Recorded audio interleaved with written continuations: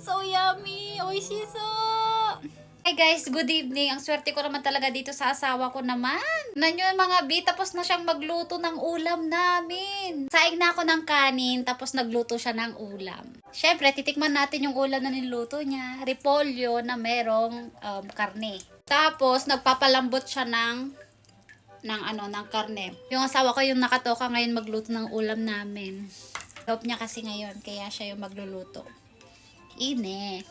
Daddy, go ha, Oshi. Oshi, oh. Aray ko. Aray ko. Urus. Love you. Aray ko. Ganito kami maglambingan. Ito kami maglambingan ng asawa ko. Kunyari nag-aaway. Nandito kami sa kusina. Nagluluto siya ng ulam namin. Palatan niya ako ng bawang tsaka butter daw. Nasaan na yung butter? Ayun. Ito na yung butter. Okay? Right. Wow! Ang sarap!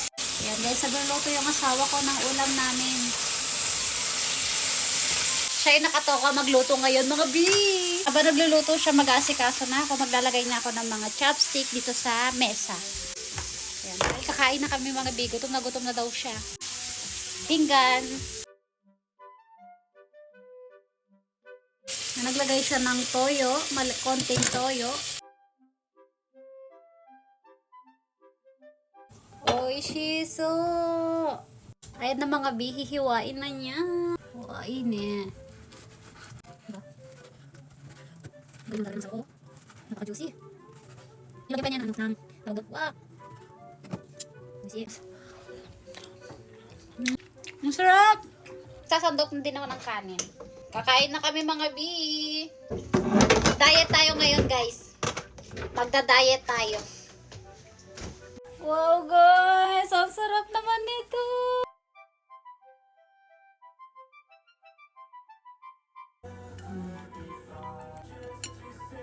Guys, itadakimasu! Kain tayo!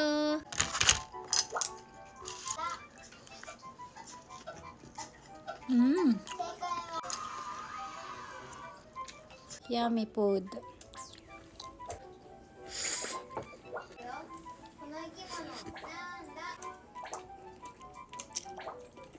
Wasabi. Kimchi.